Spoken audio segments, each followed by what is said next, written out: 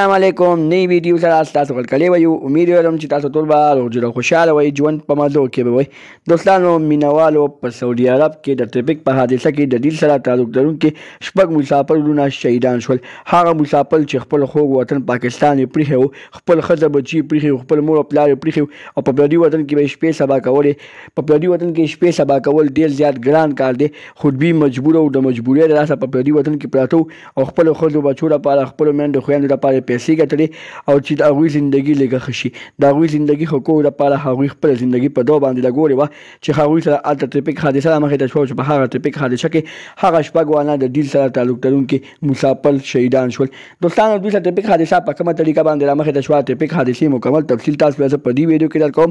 زموږ دا ویډیو خامخا وګورئ چې پوره تفصیل نه ځان خبر کوي دغه رنګې نورو معلوماتي ویډیوګانو لپاره زموږ خبر میډیا چینل سبسکرایب کړئ ان شاء الله خامخا وخی زموږ هر یواني معلوماتي ویډیو تاسو ته په اسانۍ سره ملاویږي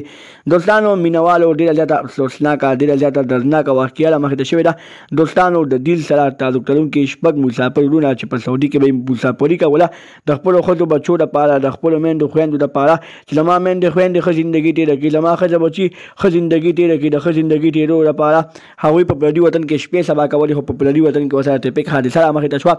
دوستانو ویل کېږي چې دوی په ګاډي کې وه اته کسان ناست وو د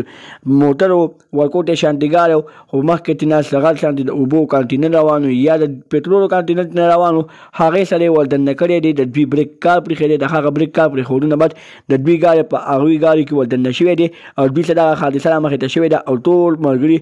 یعنی شپږ ملګري چې هغه ډېر زیات شهیدان شوي دي او دوه ملګري په هسپتال کې ډېر زیات په بد حالت کې پراته دي دوستانو د هغه شپږو شهیدانو لاشونه په پېښور ایرپورټ باندې راکوز شول او ډیل ته ورسېدل خپلو رواحقینو ته میلاو شول دوستانو دا ډېر زیات سخت مقام وي چې کله د کور نه ده په ژوندی لاړ شي او بیا کور ته واپس د پردي په لاس باندې راشي یعنې په کټ کې راشي او هغه ښځه بچي چې تا ویني چې ته په خپو باندې لاړ شي او بیا هغوی ته مړین باندې راشي دوستانو په دوی به څومره سخته تېره شوي الله دې ټولو خویندو میندو ته اسانه کړي دغه رنګې نورو معلوماتي ویډیوګانو لپاره زموږ خبر میډیا چینل سبسکرایب کړئ ان شاء الله خامخا وخی زموږ هر یواني معلوماتي ویډیو تاسو ته په اسانۍ سره میلاویږي والسلام